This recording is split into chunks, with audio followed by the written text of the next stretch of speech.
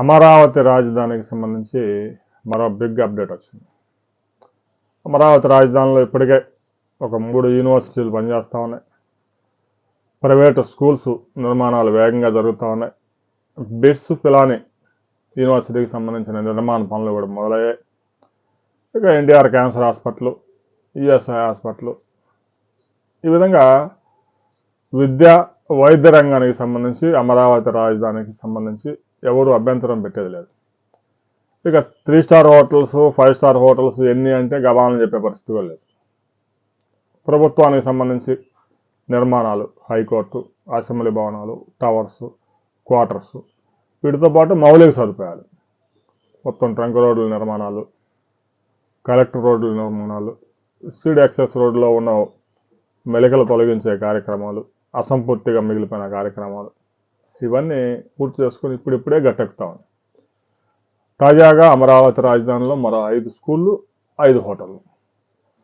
అమరావతి రాజధానికి అన్ని స్కూళ్ళు, హోటల్స్, హాస్పిటల్స్ తప్ప ఈ 10,000 మందికి మేము ఎంప్లాయ్మెంట్ ఇస్తాము అని వచ్చిన ఐటీ కంపెనీ ఒక్కడో లేదు. ఐటీ కంపెనీలన్నీ విశాఖపట్నం, స్కూళ్ళు, కాలేజీలు, హాస్పిటళ్ళు అమరావతి. అంటే అమరావతి రాజధానిలో ఎంప్లాయ్మెంట్ జనరేషన్ లేకుండా పాపులేషన్ ఎలా పెరుగుతుంది అనేది చాలామంది ప్రశ్నిస్తూ ఉన్నారు మేధావులు. సరే, తాజాగా అమరావతి రాజధానిలో ఒక 5 స్కూళ్ళకి, 5 హోటల్స్ కూడా సిఆర్డీఏ ప్రభుత్వం భూములు కేటాయింపులు చేసింది. స్కూల్స్ కూడా ఇంటర్నేషనల్ లెవెల్లో ఉండే స్కూల్స్ అన్నీ, ఏదో స్టేట్ లెవెల్ స్కూల్స్ అవి కాదు, అంతర్జాతీయ స్థాయి ప్రమాణాలు ఉన్న స్కూల్స్ అన్నీ.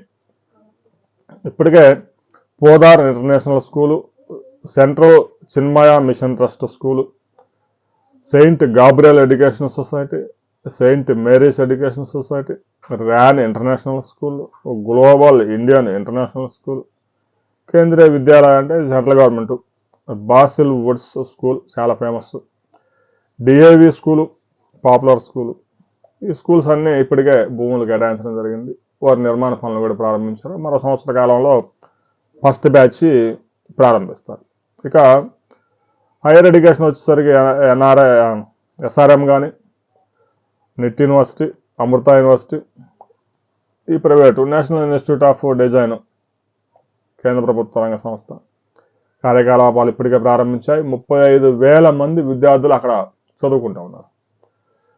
ఇప్పటికే సిఆర్డీఏ కేటాయించిన భూములు, ఏదైతే స్కూల్స్, కాలేజీలకు కేటాయించిన అన్నీ కనుక ఒకసారి ఫోర్స్లోకి వస్తే 2 లక్షల మంది విద్యార్థులు అమరావతి రాజధాని పరిధిలోనే వచ్చే అవకాశం ఉంది. 2 లక్షల మంది విద్యార్థులు వచ్చినా కూడా రోజు బస్సుల్లో వస్తారు, వెళ్ళిపోతారు. మహా అయితే హాస్టల్స్లో ఉంటారు. ముఖ్యంగా కోరుకునేది ఒక 10,000 మందికి ఉద్యోగం కల్పించే ఒక్క సంస్థను కూడా అమరావతికి ఎందుకు తీసుకురావడం లేదు? హైదరాబాద్ మనం చూస్తుండగానే కళ్ళ ముందు ఎదిగిందంటే ఎవడు వెళ్ళినా కూడా ఉపాధి దొరుకుతుంది. బాగా చదువుకున్న ఐటీ ఇంజనీర్ వెళ్ళినా ఉపాధి దొరుకుతుంది. పెద్దగా చదువులని వారు వెళ్ళినా కూడా ఆడ పీజీయో, కరీ పాయింటో, ఆటో నడిపే కెపాసిటీ ఉంటే ఆటోనో, క్యాబో ఏదో ఒకటి దొరుకుతుంది. అందువల్ల హైదరాబాద్ నగరం విస్తరించిపోయింది. మరి అమరావతి నగరంలో కూడా రాబోయే రోజుల్లో ఆ లైవ్నెస్ రావాలి, ఆ యొక్క ఎకనామిక్ యాక్టివిటీస్ రావాలంటే ఎంప్లాయ్మెంట్ ఉండాలి, ఉపాధి. ఏదో స్కూల్కి, కాలేజీలకి 4 బస్సులు పెట్టి విజయవాడ నుంచో, గుంటూరు నుంచో బస్సులు నడిపితే ఉపయోగపడదు. ఇప్పటికైనా సిఆర్డీ అధికారులు కానీ, ప్రభుత్వంలోని పెద్దలు కానీ అమరావతి రాజధానిలో ఐటీ ఇండస్ట్రీ తీసుకురావాలి. ఐటీ రంగంలో విశాఖపట్నం, అన్ని డేటా కేంద్రాలన్నీ ఎలాగో విశాఖపట్నమే పోయినాయి. కనీసం ఐటీ ఎంప్లాయ్మెంట్ జనరేషన్ అయినా అమరావతి రాజధానిలో జరగకపోతే భవిష్యత్తులో అమరావతి రాజధాని మరో రాయచూరు అవుతుంది. రాయచూరు ఇప్పటికే ప్రారంభించి 25 ఏళ్ళు అవుతున్న ఆ రాజధానిలో ఇప్పటికీ కూడా నివాసాలు. ఉదయం వెళ్ళడం, సాయంత్రం మళ్ళీ తిరిగి బ్యాగ్ సర్దుకొని ఇంటికి వెళ్ళిపోతా ఉన్నారు. అంటే చీకటి పడితే అక్కడ ఎవడు ఉన్నాడు. అలాంటి డెవిల్ సిటీని మనం డెవలప్ చేసే ఉపయోగం ఉంటుంది. ఏదో ముఖ్యమంత్రి చంద్రబాబు నాయుడు ఒక ఇల్లు కట్టుకున్నంత మాత్రం జనం అంతా రారు గుంపులుగా.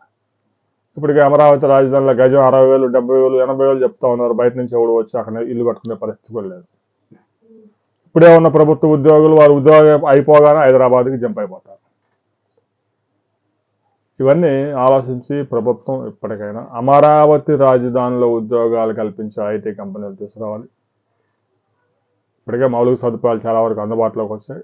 రాబోయే 5-6 నెలల్లో వర్షాలు కూడా లేవు కాబట్టి పనులు మొత్తం పూర్తయ్యే అవకాశం ఉంది. పనులు వేగంగా జరుగుతున్నాయి, అందులో ఎవరికి అనుమానం లేదు. ఎంప్లాయ్మెంట్ జనరేషన్ మీద, ముఖ్యంగా అమరావతి రాజధానిలో ఎంప్లాయ్మెంట్ జనరేషన్ మీద ఫోకస్ పెట్టాలి. లేదంటే డెవిల్ సిటీగా మారే ప్రమాదం ఉంది. ఏదో అమరావతి రాజధానిని సంతృప్తిపరచడానికి ఆ కౌలు పెంచడం, కొత్తగా 7 గ్రామాల్లో రైతులకి రుణమాఫీ, ఇలాంటి కార్యక్రమాలు చేయడం వల్ల అమరావతి రాజధాని రైతులకి కొంతవరకు బెనిఫిట్ అయితే అవుతుంది. కానీ వారి బిడ్డలకు ఉద్యోగాలు రాకపోతే మాత్రం వారి కుటుంబాలన్నీ దెబ్బతినిపోయే ప్రమాదం ఉంది. ఇప్పటికీ ఉద్యోగం కావాలంటే హైదరాబాద్కో, బెంగళూరుకో, చెన్నైకో, పూణేకో, కెనడాకో, అమెరికాకో, ఆస్ట్రేలియాకో వెళ్లితే తప్ప ఆంధ్రప్రదేశ్లో ఎంప్లాయ్మెంట్ జనరేషన్ లేదు. 23 లక్షల కోట్ల రూపాయల పెట్టుబడులన్నీ పైపుల్లో ఉన్నాయి. ఆ పైపులో నుంచి బయటకు ఎప్పుడైతే తెలియదు, పైప్ లైన్లో ఉన్నాయి. ఇన్వెస్ట్మెంట్స్ 5 సంవత్సరాలు దెబ్బతినిపోయింది. దాంతో కొత్తగా ఇన్వెస్ట్మెంట్స్ తీసుకురావడం కూడా చాలా ఇబ్బందికరమైన పరిస్థితి నుంచి ఇప్పుడిప్పుడే అనేక కార్యక్రమాలు రాయితీలు ఇవ్వడం వల్ల ఆంధ్రప్రదేశ్ వైపు పెట్టుబడులు పెద్ద ఎత్తున వస్తూ ఉన్నాయి. ఇవన్నీ పెట్టుబడులన్నీ ట్రాక్లోకి రావడానికి 4 సంవత్సరాలు పట్టింది. ఎవడైనా 1 లక్ష కోట్లు పెట్టుబడి తెస్తే ఆ 1 లక్ష కోట్లు వెంటనే గుమ్మరిచ్చే కార్యక్రమం ఉండదు. ఆర్సిరావు మిట్టల్ శంకుస్థాపన జరిగింది. దాదాపు కేంద్ర రాష్ట్ర ప్రభుత్వాల నుంచి 36 అనుమతులు తీసుకోవాలి. రకరకాల స్టేజెస్ దాటి అక్కడ ఉత్పత్తి ప్రారంభం అయ్యేసరికి 4 సంవత్సరాలు పట్టింది. అది ఫస్ట్ ఫేజ్. ఇంకా 4 సంవత్సరాల తర్వాత సెకండ్ ఫేజ్, అంటే 8 సంవత్సరాలు పట్టింది. పెద్ద కంపెనీలు ప్రారంభించడం అంత ఈజీ కాదు. అందుకే ఐటీ కంపెనీలు పెట్టండి. ఐటీ కంపెనీలు అయితే ఇమ్మీడియట్గా 5-6 నెలల్లోనే ఓపెన్ చేసేయచ్చు. స్పేస్ ఉంటే చాలు ఐటీ కంపెనీ ప్రారంభించవచ్చు. దీనికి సంబంధించి ప్రతి ఒక్కరు మీరు కూడా మీ అభిప్రాయాలు కామెంట్ చేయండి.